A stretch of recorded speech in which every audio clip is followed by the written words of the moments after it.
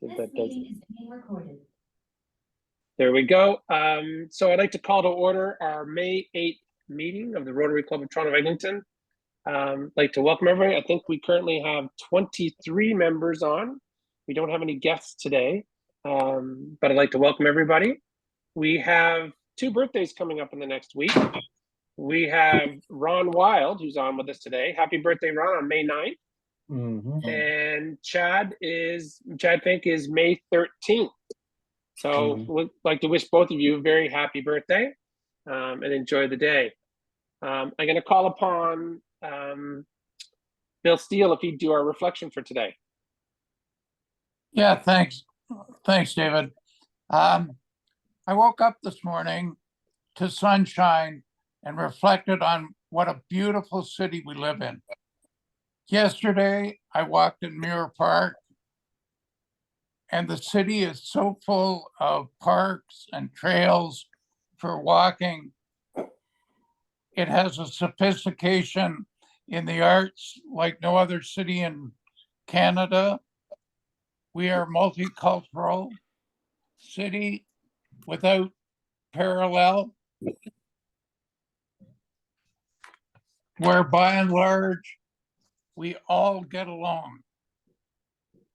People asked when I came back to Toronto from Vancouver, how I could leave Vancouver. And it's really about the people. When I arrived, within 2 days, at least 5 people had welcomed me onto the street. Yes, I was back home. So reflect on our city and the people in it and how each of us do make a difference and make this a wonderful city. Good. Thank you, Bill. Very good, Bill. Much appreciated. Yes, it is a great city to live in, except for the traffic. Well, yeah, but if you're walking, it doesn't matter, right? No. Yeah, you're right. If you're walking, it doesn't matter. Okay, so let's move on to Happy Bucks. Does anyone have any Happy Bucks? And Ron, I hear you are looking after recording the Happy Bucks for today. Denham? Am I? That's what I have down here. Oh, okay, possibly. I've just been out of everything for the last month. I can't use my laptop. I can't keyboard. I can't do anything that requires writing. But I will do it. Okay, so hold on. Let me just bring up a pad. Yep, okay, got it. Okay. Does anyone have any Happy Bucks for today? I'll put in 5. We just had our pool open, so I guess the spring is here.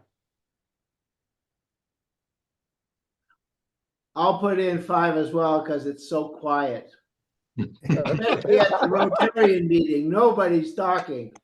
But I'll put in 5. We just had our AGM, and it was a great AGM, and most of the people love us. So Barnum and Bailey were right. You can fool some of the people some of the time, you know.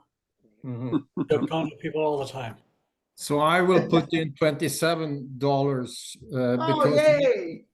because in addition to Ron Wild having its birthday tomorrow, it's actually the EU Day.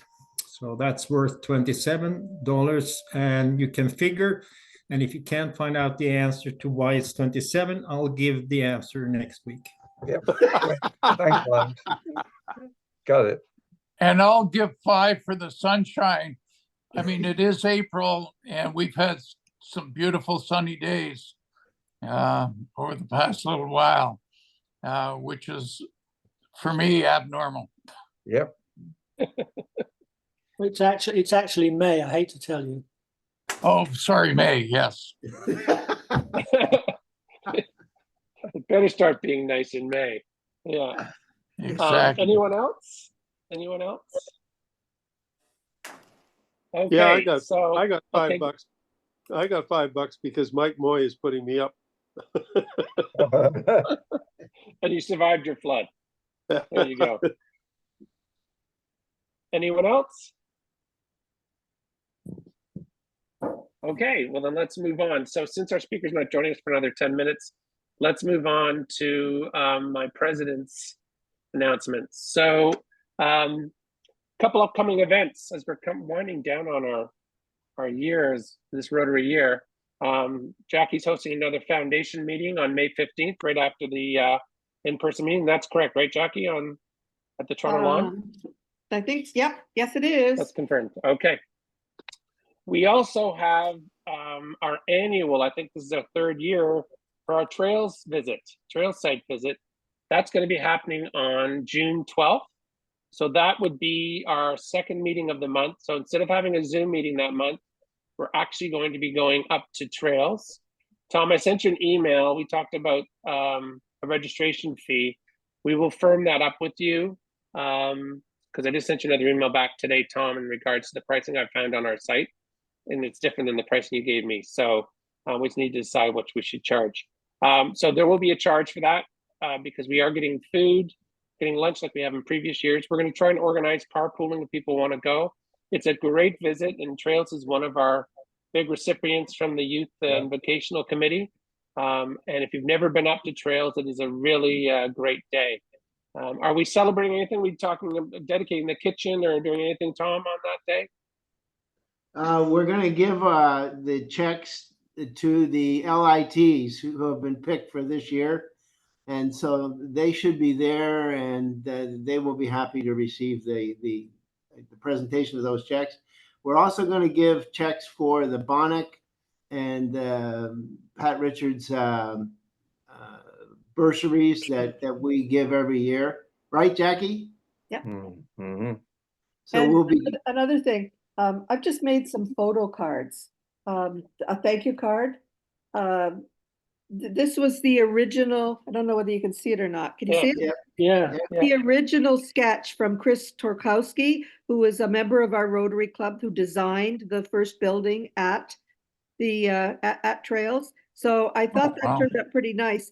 And I'm going to make, you know, it can be a generic thank you card. It says on the bottom, a project of the Toronto Eglinton Rotary Club, but I thought I could put inside, a donation has been made in your name to Trails. So if somebody wants to, you know, buy a birthday or a Christmas present or whatever for a person who's got everything, we could get them to use the photo cards. Yeah. Oh, that's fantastic. I'm full of great ideas, Tom. You know that. Fantastic. So yeah, so look for that. We're going to have a registration on the Toronto Eglinton Events website. We do need to know a registration number so that we can make sure we have enough food, because they are going to be preparing food at in the new kitchen there for us. So look forward to that. That's the 12th of June, was it? Yeah, June 12th. It's going to be from 12 to 2, probably same as last year. So yeah, so it's a fun afternoon. If the weather's nice, it's a lovely day. So we encourage everyone to come to that instead of being on a Zoom call when you could be outside in the beautiful sunshine instead of being cooped up behind in front of a computer. So just note, so there will not be any June 12th Zoom meeting. It will be an in-person Trails site visit. So just make sure that's in your calendar. Also, sorry, go ahead. No, if John wants a ride, I'd be going up, and I think Stephen Stein wants to go with me. So I have one other left over. That'd be great. So. Thank you, Tom. Thank you, Tom. I can get down to your place. I get down to the corner anyhow. Well, I can meet you at the subway station. You can't get in here. I can. And once you can't get in, All right, never mind. We'll work it out. Work it out. Yes, you can work it out. That's all right. And then finally for this year, I mentioned it last week as well, we have our year-end meeting on June 19th, where all the committee chairs will be giving updates. We'll be presenting our awards for the year and just talking about all the great success we've had this past year at Rotary Toronto Eglinton. So that's kind of what we have going on. I'm now going to call upon Ray to do the monthly update for the community service group and on behalf of Josepha. So Ray, up to you. Thanks, David. I am reporting today on behalf of Josepha, and we have been busy working away, supplying food to the Good Shepherd. Dawn took down 110 sandwiches, 48 blueberry muffins, 48 oatmeal cookies, and 4 bunches of bananas, along with apples and oranges on April 29th. Final deliveries until then until there is a break for the summer will be in May 13th and 27th. And we thank Don, Ganesi, Norma, and Rotary friend Gloria for championing such an important initiative. The Blues Fest, and this is just a reminder that on June 22nd, our club is participating again in the annual Blues Fest organized by the Toronto East Rotary Club. And they're anticipating about 2,000 attendees. So there will be a big exposure for our club as we raise money for Rotary initiatives. Details on volunteer shifts will be provided in the post-meeting summary. Let's see, I think that's all we have for today. Thank you very much. Thank you, Ray. Are there any other committee updates that people have? Well, just a reminder that there's a fundraising committee meeting on the 23rd at 7 o'clock. Okay. So that's Anyone May else? 23rd? May 23rd? Yes, May 23rd. May 23rd on Zoom. Okay, 7 o'clock. Okay, got it. David will send out the invitation. Yeah. And sorry, I stepped away just for a minute just to check that date. Did we mention for the committee that you just reported on about the jazz festival? Did he mention that? The Blues Fest, yes. Ray did talk to it. Okay. Then also, just we're talking about upcoming meetings. So the board meeting for May is May 21st. That's Tuesday, May 21st. That is the third Tuesday of the month. And there's a membership committee meeting on the 20th of May as well. So just so everyone's aware, those two meetings. Go ahead, Jim. But we also have an international committee meeting next Monday at 2 o'clock, May 13th. Right. And that's a Zoom meeting.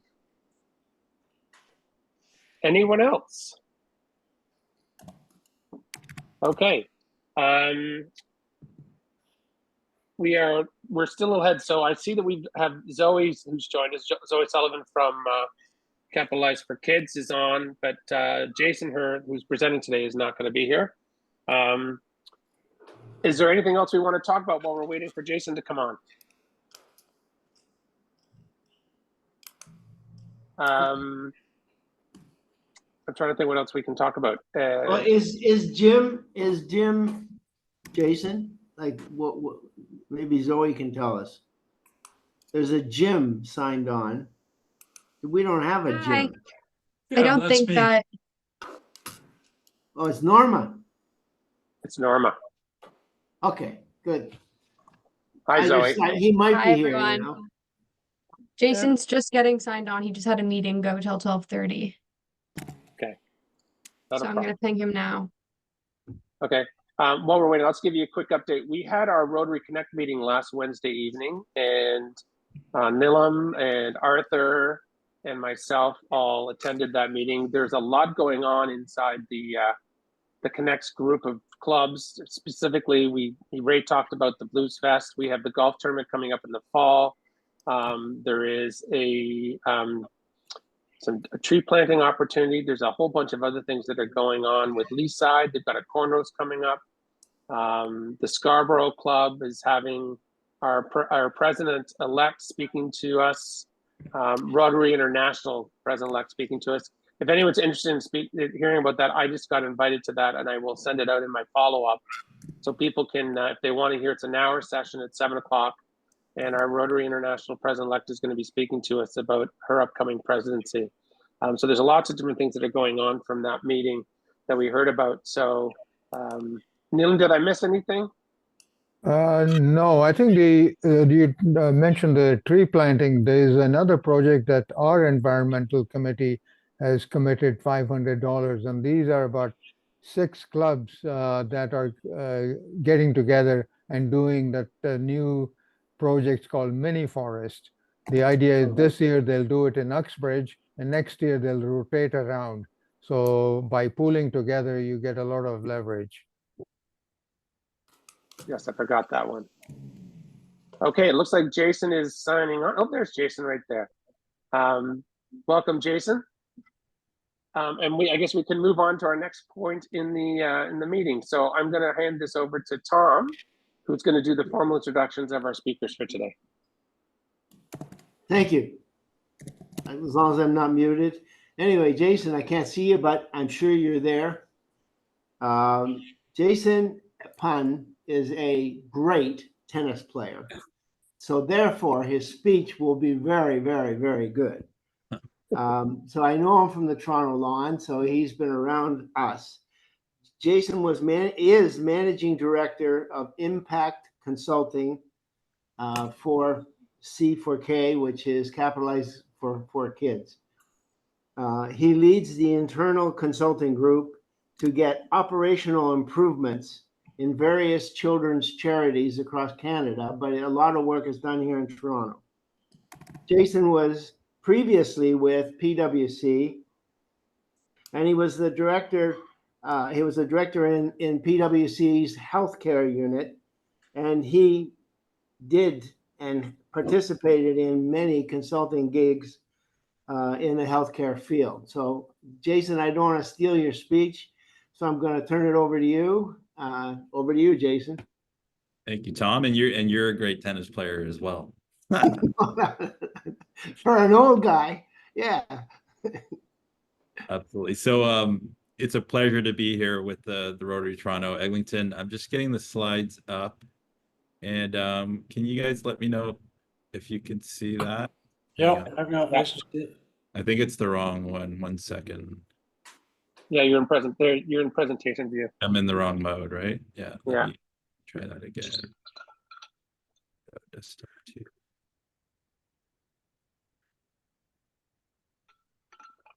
Are you able to see the full slides now? Yep. Okay, let me get started then. Again, I really appreciate the opportunity to be here. I'm joined with my colleague Zoe Sullivan, who you may have met already. Just to give you a quick outline of what I'm going to cover, I'll talk about Capitalize for Kids and our purpose. I'll give you a little bit of an overview of the organization, what we do. I'll talk more about the impact consulting team that I lead and what we do, how we do it. I have a few slides of what the impact has been on the work we do, and then I'll end off with how you can help, and happy to take any questions along the way, or you can wait till the end as well. So here's just a few statistics. I know they're not very pleasant to go through, but it's sort of why we do what we do. So, you know, we know lots of things through research that healthy and healthy emotional social development happens when we're young, in our early years. 70% of people with a mental health illness, and typically it can start before you're an adult. There's about 1.2 million children, youth in Canada that are affected by mental illness. The economic burden across the country from mental illness is about $51 billion per year. Less than 20% of the kids that need mental health treatment receive it, which is a really, sad number. Death by suicide is the second leading cause of death in children and youth in the country. If we get a little bit more local too, in Ontario, according to Children's Mental Health Ontario, which is an agency that supports community child and youth mental health provider agencies, say there's 28,000 kids waiting for service in Ontario. And those wait times for counseling and therapy can last as long as 2.5 years. So lots of challenges in treating child and youth mental health. And that's sort of where we've decided to really focus the funds we raise and the impact consulting work that we do. So just in a nutshell, what Capitalize for Kids does and my group is we provide pro bono management consulting support to child and youth mental health agencies, so community child and youth mental health agencies, to help them with operational and clinical improvement projects.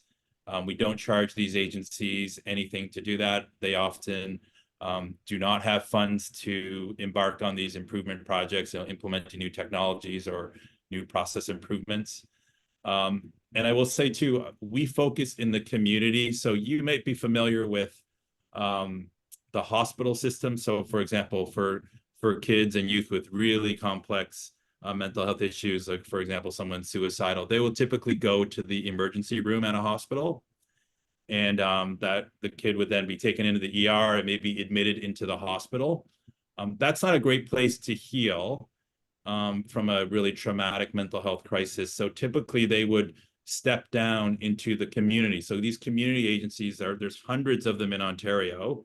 There's 23 of them in Toronto, and those are the agencies that provide care to those kids and youth that are it's outside the hospital system. So the hospital system is typically associated with a lot of funding, lots of doctors, psychiatrists, nurses, different providers.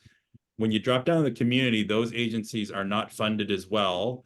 And most dollars go to clinical care, to hiring more social workers, more clinicians to deliver the therapy to the kids, which leaves a gap to do improvement projects and implement innovation. So that's where we've identified a niche of what needs to be helped. So in addition to our team, so we have a team of 5 consultants plus 8 subcontractors that provide these projects to the sector. We also have partnerships with many large consulting firms. So these are formal partnerships. So you can see some of the names here on the slide: Accenture, Boston Consulting Group, McKinsey, Bridgeable. Even RBC has a process improvement group that we work with. SIA Partners, Strategy Corp, and Pemmico Consulting are some of those listed. And so through us, they will actually deliver improvement projects to these mental health provider agencies. And we provide that door to them. We source the project, identify the issue that needs to be addressed. And if we can find a match with one of our 10 pro bono partners, we'll match them together, and that pro bono partner will work on that project with our oversight. So that's probably about 5% of the projects we do. Most of the projects we do, 95%, are done by our internal team of consultants and contractors. So this slide just talks about, again, why we do what we do. It's our impact model. And if you look at the bottom there, you can see that that's where we sit in operational clinical effectiveness. So that's where our projects are. And so we'll have different project indicators for the work that we do. And we hope that that filters up to the next level of sector indicators where we can impact the volume of kids being supported by the mental health agencies. Hopefully the cost per child maybe supported can go down and the quality of service can go up. And then if you look at the highest level there, you see target outcomes, so improved health outcomes for kids, which also creates economic value for Canada, having more citizens that are, productive, mentally healthy, and able to contribute to society. So that's our impact model of what we do. So how do we do it? And this is just a simple process flow of how we work. Typically, we will be introduced or meet up or partner with a mental health agency. So these are agencies that have budgets from anywhere from 2 million a year to 70 million a year. So very different in sizes. And their main objective is to deliver services to these kids, and they're funded by the Ontario Ministry of Health in Ontario. So I'll talk mainly about that because we're talking about Toronto here. So we'll partner with those agencies to identify opportunities. So we might have workshops with them to say, what are all the things that are challenging your organization to deliver good service to the children and youth? And we'll have a number of workshops and whittle that down to one opportunity that we can work on with them, which could be like a process. Like it might take too long for a kid to, once they get in the door to the agency, to get service because they have all these process steps. So we might work on them with a way to improve that process and make it more efficient. Once we align on a project to work with them on, we'll help them design that solution. But we won't just stop there and design the solution. We'll help them implement it as well. And so, for example, it might be a technology-enabled solution. In some cases, will help them actually fund the implementation of that technology so that they can then figure out in the future how to fund that on their own. So it's a sustainable solution. And then the last step for there is an important part of what we do is we want to make sure that the work we do has an impact. And so we'll hang around for, you know, up to a year, even 2 years to evaluate the project. And if it's not going well, we'll chip in resources again to help them sort of right size and get on the right track. And we'll also, the learnings from that project, we'll package up the knowledge and then use that for other agencies across the sector in Canada. So examples of, like, we'll work on a project, for example, we did one to develop a risk management framework for child and youth mental health agencies. That's now packaged up as a product that we can deploy to any of these agencies across the country.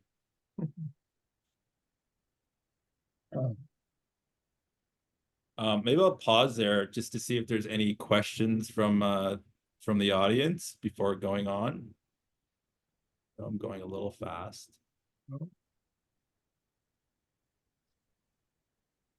All right, I'm just scanning through the people. I don't see any questions. Well, Jason, I'll ask a question. Sure. Most of it is technology, right? Not, I wouldn't say not, it's not all technology, Tom. So we will do other types of projects too that look at sort of designing new programs for the system. And I'll give you some examples as well, looking at process improvements. Just like in the sort of the modern healthcare, there is a big technology component.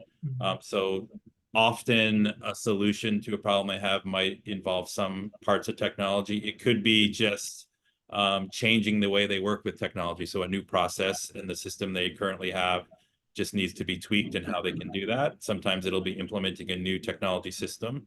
But I would say maybe half of them, Tom, involve technology. Others are more sort of operational process improvement. Okay. Jason, a question about your own organization. How is it funded in terms of your operational thing? Is it through the work that you do, or there are other sources as well? Yeah, so for the most part, our projects are pro bono, so that we don't have typical projects don't have funding. There are a few projects that are very large in scale that may have specific funding. The majority of our funding, though, is sort of, so Zoe sits as part of our revenue generation team. We have others on that team as well. We run, so maybe I should have covered that earlier. So the name is sort of interesting, right? Capitalized for Kids. Because when we were founded by our two founders, Jeff Gallant and Kyle McDonald, they sort of came from the capital markets world, and they sort of had a real passion for mental health, children and youth mental health. And they were figuring out a way, this is about 11 years ago, a way to give back. And sort of through some mentors, they decided to run an investment conference. So 11 years ago was the first Capitalized for Kids investment conference. So people from Bay Street and Wall Street, like last year, about 40% of the people that came to the conference were from New York, from Wall Street. So we run that conference every October, and that brings in $2.5 million, and that's sort of our most stable funding source. Other ways are an event that Zoe runs, which is called Bay Street Games, which is firms from Toronto will come and compete at a sort of an outdoor event, CrossFit, and each of those teams raise money, and we call it, compete to be Bay Street's fittest firm. So that's another way. And then the third way is just donations. So we get donations from just individuals, companies, banks, other organizations just that have a passion to impact child and youth mental health. They donate to us as well. So those are sort of the three things that we do to sustain our operations. So are you a nonprofit organization? Yeah. Yes, we're not for profit in a charity. And what's your budget? Our budget? I don't have that at the tip of my fingers. That's a good question. I know. I would have to. I'll defer on that answer. We actually post all of our financials on our website, so that'll give you a sense of the revenue and the expenses that we. Actually, Jason, I looked at your latest financial report, your revenue was 1,736,000 in the last year, but your salaries were 588,000. That's about a third salaries. How do you, isn't that a little high? Yeah. So yeah, so the majority of what we do is our team, right? Our team is what is the sort of the what our team does, and it's a team of consultants that does work for the sector, right? Okay. Do you work with any other organizations like CAMH in the region or in the city? Yeah, so we work with many different agencies across Canada. I would say CAMH we work with on various things. We're talking to them about helping them fund, work with them on helping community agencies with a clinical trial for for adolescents with depression. There's other agencies across the country that we partner with. There's a Knowledge Institute for Child and Youth Mental Health in Ottawa that we partner with as well. So, Jason, go ahead. I was just going to say that some of the agencies we work with in Toronto, I think Jason has in a few slides. And I also, Jackie, just wanted to comment on the salary point because that's come up before as a question.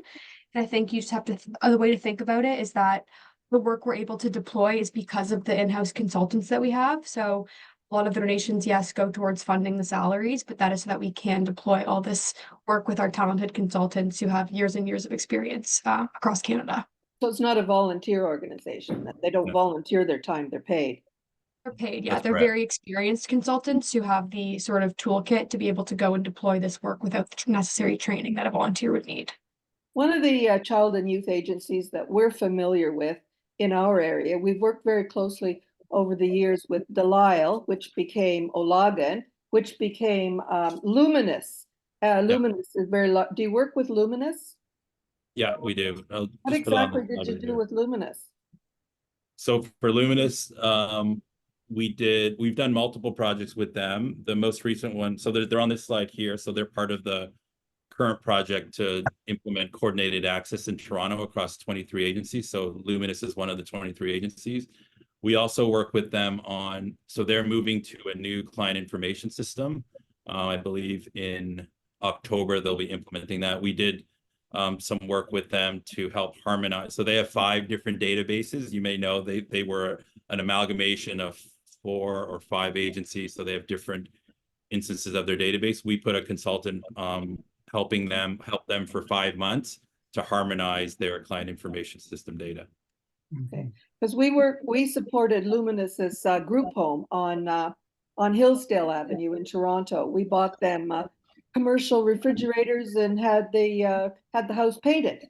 Oh, that's great. Right. So it's a good segue bringing up Luminous. So I just wanted to highlight a few projects, and certainly feel free to jump in with any more questions. Appreciate that. So this project is focused in Toronto. Here there are 23 child and youth mental health agencies, and they were all operating with individual wait lists. So if you can imagine what that would look like is if you had a problem with a child or a youth, you would call Luminous, for example, and perhaps they say, okay, yeah, we could take you. However, there's a 3-month wait list. So then you say, okay, I'm going to call Sick Kids, Gary Hurwitz Center for Community Mental Health. Let's see if they can take me. Oh, they can take me, but in 2 months. So now you're on 2 wait lists. Then you call another. Now you're on 3 wait lists because there are, as I said at the beginning, there are significant wait lists. So in Toronto, we're trying to move to a single wait list, so which would be run by the lead agency in Toronto, which is called Strides Toronto, which is one of the agencies listed here. We are providing project management support for that implementation. Phase 1 went live last June, and the phase 2 is being planned for early 2025 to get all the services in Toronto being centrally administered, so that kids don't have that problem of having to call, or parents don't have to call 8 agencies and then they finally get to service and then they don't call the 7 back. So you're still sitting on other wait lists. So there's a lot of benefits of moving from 23 to 1 wait list as far as like becoming more efficient, the clients can then understand what's the breadth of service across the city. Maybe I want to travel to Etobicoke from Scarborough because the service is delivered there in a language that I speak, for example. But if you're only dealing with one agency, you might not get access to that breadth. So there's lots of benefits here, and we're working with Strides and the other 22 agencies in Toronto to help implement that system. Interesting. And just the other example I wanted to give was with another organization in Toronto. They're located in downtown Toronto called the Child Development Institute.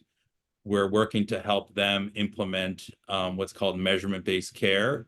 So this is an innovation in child and youth mental health and in mental health care where it's sort of quantifying the outcomes of the treatment you're receiving. So if you think about cancer therapy, for example, it's a very objective measure where they measure the size of the tumor and then to see if you're getting better or not. And they have blood levels and different quantitative outcomes to measure if you're getting better.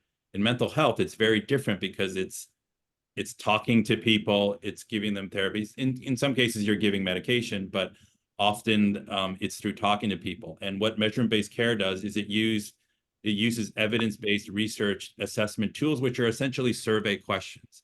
So it's giving the children and youth consistent survey questions over the length of the treatment. So say you're receiving therapy on a weekly basis, you would fill out these surveys on a weekly basis. And then as time goes by, the clinician is looking at the graph of your scores getting better or worse, and then discussing those with the children and youth to say, look, your depression score is getting worse.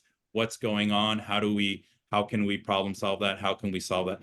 So this is like a sort of a new innovation in child and youth mental health. It's not widely adopted, although some agencies are doing it, that we think is critical to move the sector forward, to have more quantitative based assessment tools to track progress and to provide data to how these kids are doing. And so we sort of identified measurement-based care as a strategic priority for Capitalize for Kids, and we're working with other agencies to implement that as well. I think you can think of it, I think the analogy I've given before is your stock portfolio. If you were only able to assess the health of your stock portfolio by talking to the CEOs of all those companies and asking them, how do you think we're doing? How do you think the company's doing? Versus looking at the charts, what's the stock price, what's the revenue, what's the expense, all those things of those companies. Think of measurement-based care as starting to quantify mental health care in a way that is another data point. So yeah, you're still going to use clinical judgment of the clinician, but this is a way for to create more data and to really understand the trajectory of that client's care. And Tom, to your point earlier about technology, there is a technology component here where you do need a system to automatically deliver the surveys to the children and youth so they can fill it out electronically. But we found in the work we've done that the technology is only a small portion of implementation.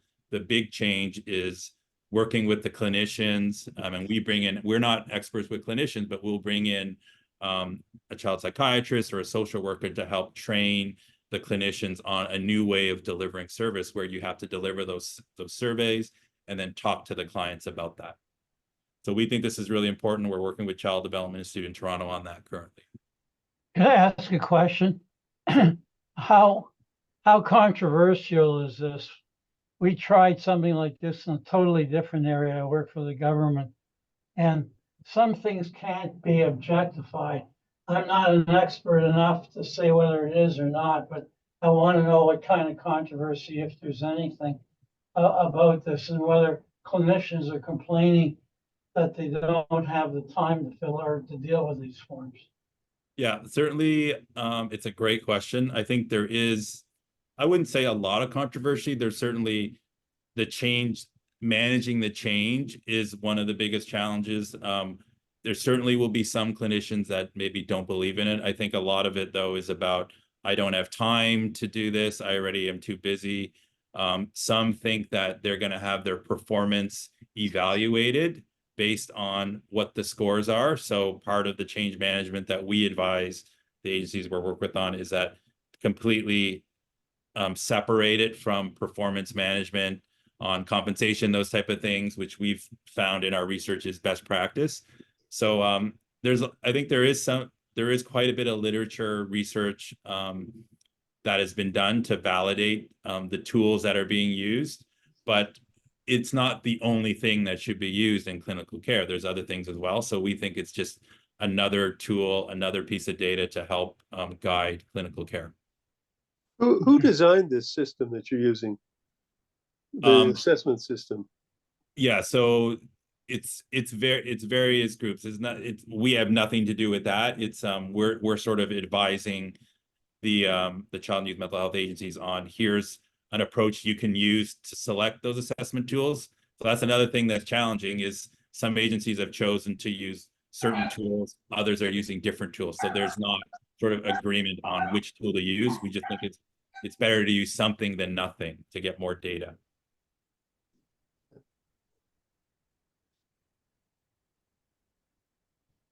Great questions, though. Really appreciate these questions.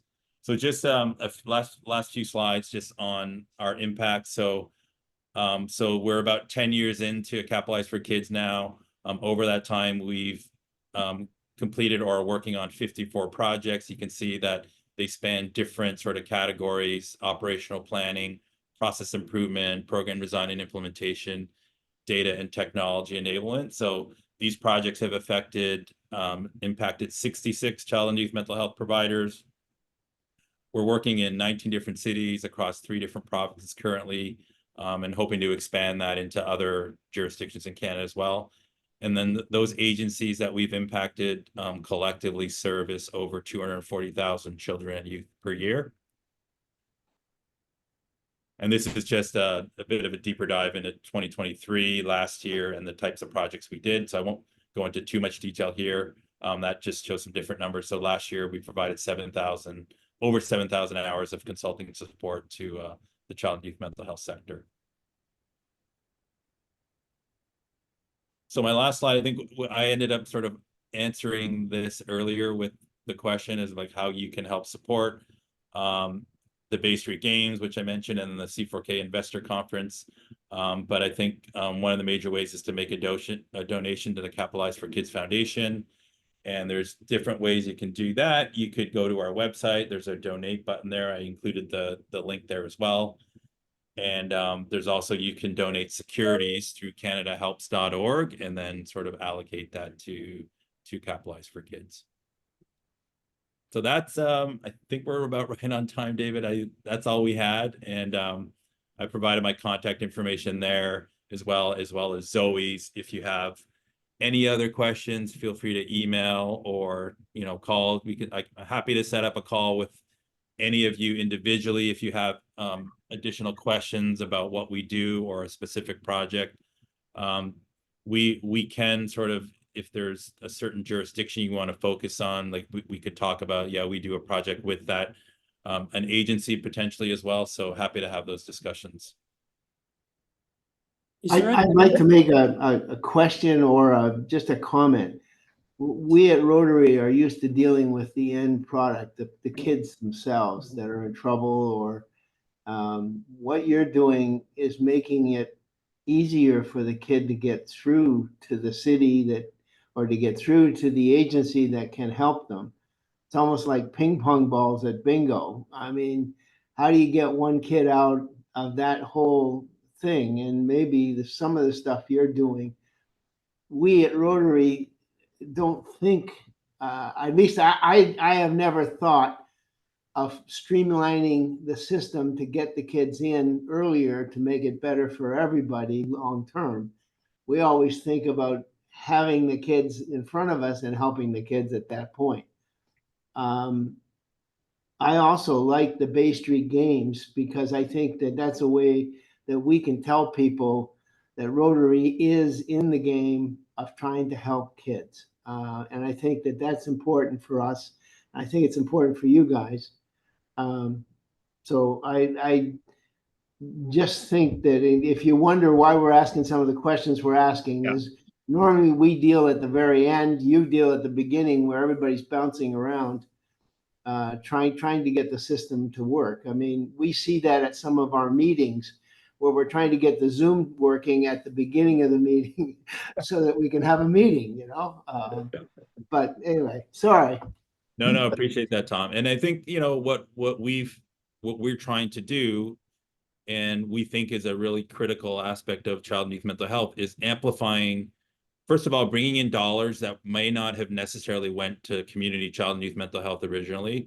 And then we found over the years, like initially, the first $1 million that was raised by Capitalize for Kids 11 years ago went directly to the Hospital for Sick Children in Toronto. And over time, I think we donated to them for about 4 to 6 years. We realized, well, they're already raising $1 billion a year. Plus, we over time realized that we can amplify every dollar that's invested in Capitalize for Kids by providing service, management consulting service to these community agencies. But then also we learn by every project we do. So then we can use those learnings for the next agency or a group of agencies. And that's sort of the evolution that's happened in the last 2 years, where we used to just work with one agency and then help them solve a problem, work with another, help them solve a problem. Now we're working with 23 at the same time and solving what we call system level problems, which I think are really critical, because we want to work in a system. Like the hospital sector has to be able to send patients down to the community sector efficiently. And there's lots of challenges to do that as well. And so we work both at the individual agency level, but also at the system level to help solve these communication challenges or referral challenges as well, so that we're operating as one health system. Can I just ask a question? If we wanted to donate in some way to support the organization, is there any sort of idea as to what different levels of support might help, and whether, you know, whether we could somehow or another get recognition for the fact that we were supporting a particular project rather than just making a donation which goes into the general funds? Yeah, absolutely. Zoe, maybe we can connect with you and the RevGen team too, about business development team about that. But we can absolutely, you know, we could talk to a group of you, or, you know, about the projects we have on the go, and there would absolutely be an opportunity to allocate your funding to a specific project. For example, if it's a Toronto agency that you really wanted to support, and then we would definitely connect with the CEO or executive director of that agency too, to make it clear to them that the reason we're able to do what we're doing with you is because of the Rotary Club. We can absolutely do that. Stephen, one of my recommendations was that we get to know Capitalize for Kids, because it's a different thought process for us. They have a thing called Bay Street Games, and all the big finance people in downtown Toronto will get together and participate in a contest. They would let us bring our tent, and we could talk to these people, and these people want to do things for kids.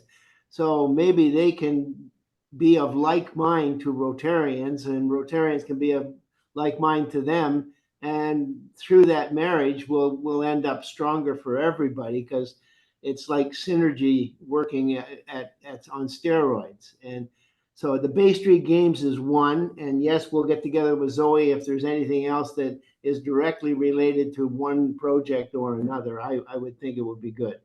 Yeah, I was just to add to that, as part of being a sponsor for the Bay Street Games, so your dollars, of course, are going towards whatever project we want to allocate that to, and that can be a discussion.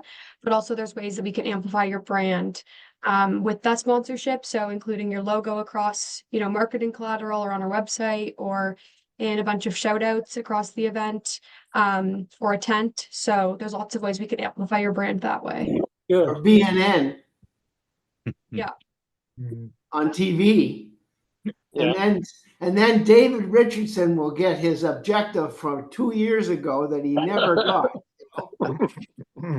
I just have a comment. Thank you, Tom. Jason. Yeah. Many of us here have had a strong connection with Delisle Youth Services.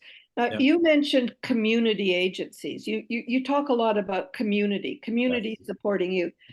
I would like to, I personally believe that that our area of Toronto, we have lost our community support for youth agencies. We used to have joint fundraisers with Delisle Youth Services. Yeah. I think Stephen Bianco, your wife was involved with Olagan, correct? For many These years.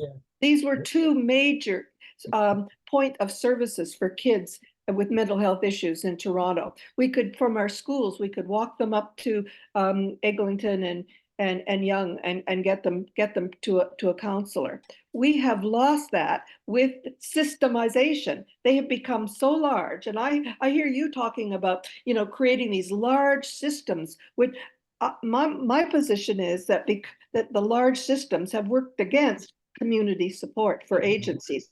Nobody in our club knows anything about Luminous anymore, and yet Delisle and Olagan have become Luminous. And I'm closely connected to the high schools.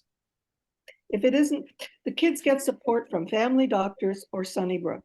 There's the large agencies are so bureaucratic, it's hard even to find out who the person is to call up and get and talk to them about an appointment. So that's just my comment about Yeah, and I think there's a lot of validity to your comments, Jackie, and I think the systems are, they're working on systematizing it to make it more equitable, to make it easier to access.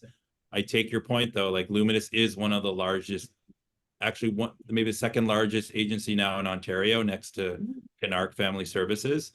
And that could be a byproduct of that. I heard that the Yonge and Eglinton location might be moving as well. But I think on the flip side though, what we see, we're not a designated area in the north, in North Toronto, and yet there are kids from all over the city in all the designated areas attending the North End schools. Like, looking at it just on the surface doesn't really tell the whole picture about where the services are needed. Anyway, I've made my point. Thank you. Appreciate that. Jason, thank you for your presentation. I have a question. Do you have any statistics on how your system has improved access to young patients with the organizations that you worked with? So measuring that is very challenging. It's so we don't have like specific numbers to say, like on that project, for example, it's not over on the coordinated access in Toronto. It's only been phase 1. We certainly have that program is collecting information on how many kids are being referred, but so I would say no at this time on that coordinated access in Toronto, because the full implementation of that is still to be implemented.